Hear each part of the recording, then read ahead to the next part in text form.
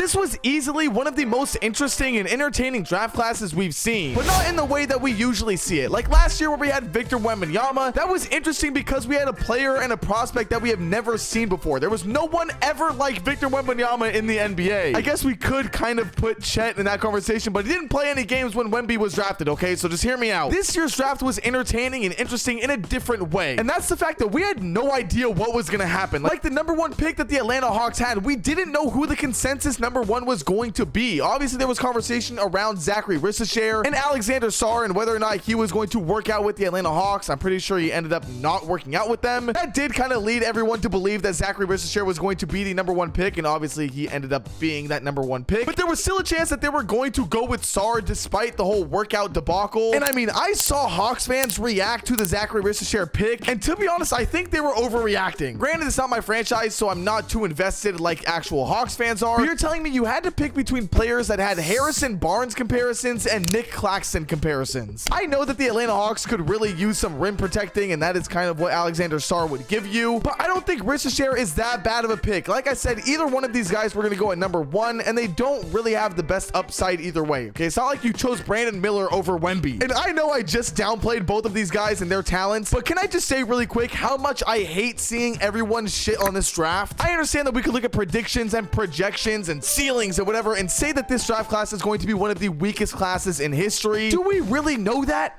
Like, Jokic was drafted in the second round of the whatever fucking draft it was. I'm sorry, I forgot what draft he's a part of. At the end of the day, we don't really know anything. And because I'm already on the topic of not really knowing shit, I am not some draft prospect god. I'm gonna go over a lot of the players that I do know or I do have some knowledge on, but by no means can I tell you their college statistics and what kind of player a lot of these guys are. I don't know that much, okay? I just enjoy watching the draft, seeing the players, and then kind of learning more about them after once they've gone to their teams. So with that being said, I am not upset at the Atlanta Hawks and their pick with Zachary Rissacher. I know that that kind of went off in a tangent a little bit, but I'm not upset with that pick. The Washington Wizards, though, have been through like some weird rebuild in the last 48 hours. I don't know if they're planning on building around Alexander Sarr and Jordan Poole maybe, but can they please give the Sacramento Kings Kyle Kuzma? That's all I'm asking for. They traded away Denny for some reason, which was really weird to me considering he's on a amazing contract right now. He's a young player, a promising player, but he's now going to Portland, who is actually starting to build a quite nice young roster over there. So the Wizards overall are just a very questionable team for me because I understand what they're trying to do when it comes to their rebuild, but at the same time, I have no fucking clue what they're doing. It's like, why not go all in and get rid of guys like Kuzma and maybe even Poole? I don't know what they're planning on doing, but Alexander Sarr, I don't know much about his game specifically. I know that he is supposed to be a Nick Claxton type player. So congratulations to the Wizards for your number 2 pick. One player that did surprise me with how much they jumped up in this draft was Holland. There were some mock drafts out there saying that Holland was going to go to the Sacramento Kings, which was kind of a dream scenario for the Kings considering he's a wing and the Kings need a wing. So when I saw that he went all the way up to number 5 to the Detroit Pistons, I was pretty shocked. And by the way, that's kind of what I mean when I say that this was a entertaining draft. A lot of these picks were kind of shockers and things that we didn't expect. And I am excited to see the Pistons get Holland, even though I still don't think this team can really do much. I think I forgot to also mention that this draft probably made me the most mad I've ever been.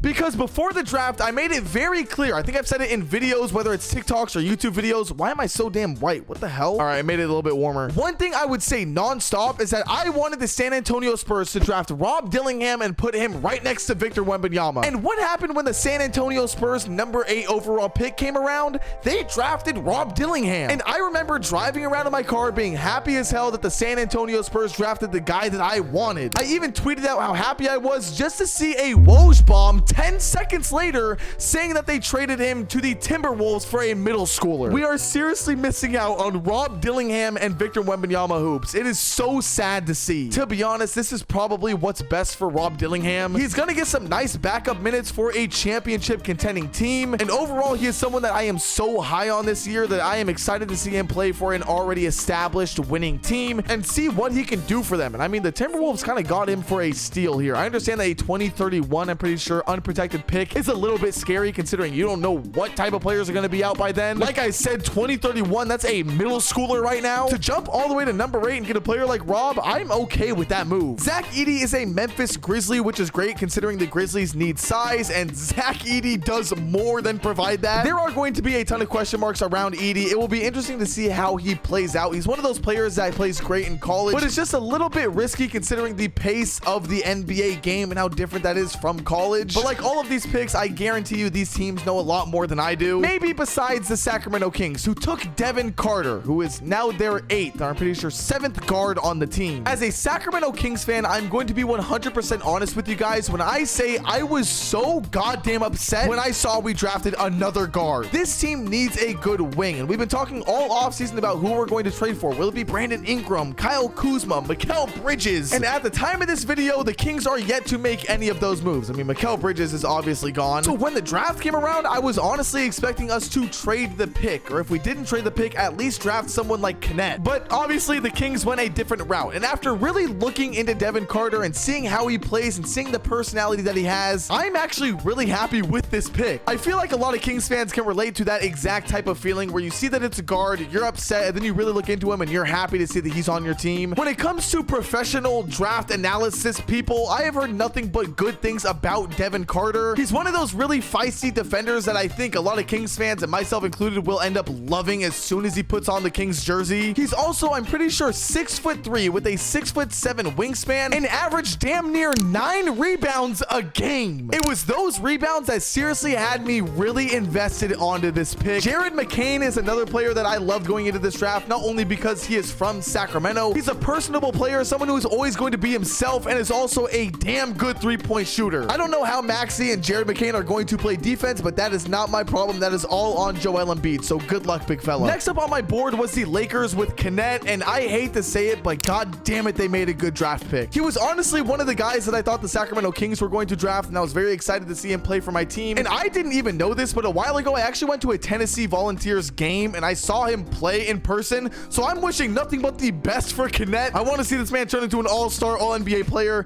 because I saw him play in college, and I rarely go to college games. So yeah, if any Lakers fans are watching this, I know I usually hate on you guys, but you made a good pick. I will give you guys some credit here, okay? You guys do have a second draft pick that is a bit controversial, but I'm going to get into that after I talk about Flip. There's a lot of personal things apparently happening with Flip, who just got drafted by the Utah Jazz, which is a bit fitting when it comes to the personal things that he's going through. I'm not going to get into all the drama when it comes to his personal life and his relationships or whatever, but for that to be one of the reasons as to why he dropped down out of the first round, it's kind of crazy. And for him to go to Utah, I mean, they definitely know something and like something about him. But all of that aside, he is supposed to be a great talent, so it will be really fun to see him play alongside Walker Kessler and Larry Markkinen and players like that. But screw all of this first round talk. It's time to get to the actual meat of the NBA draft. The only thing that everyone cares about, and that is Bronny James being drafted at 55th overall to the Los Angeles Lakers, meaning he is now the first ever player to play with his father in the NBA, but also on the same team. It's insane. I once again want to reiterate that is insane. It's historic. It's amazing to see. I mean, seeing these pictures of him and his dad when he was a little kid, I mean, it is special. It's something that we will probably never see in the NBA. And it's not even like LeBron is some bench warming old dude that puts up 2 points a game. He's still an all NBA player. It is ridiculous. But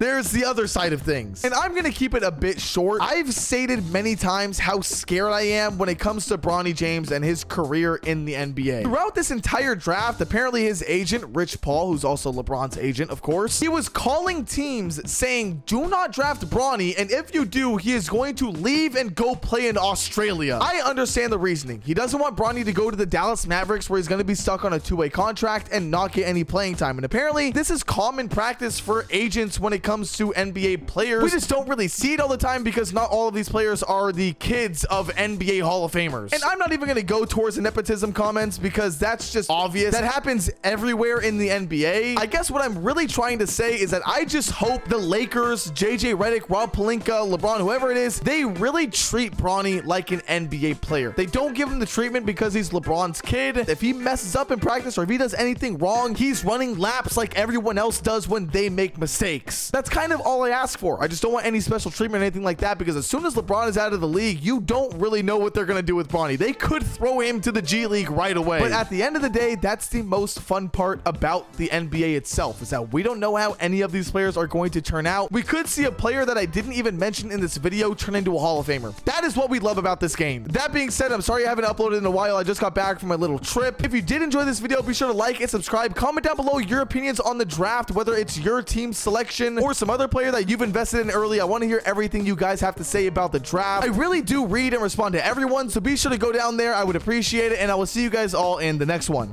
Later.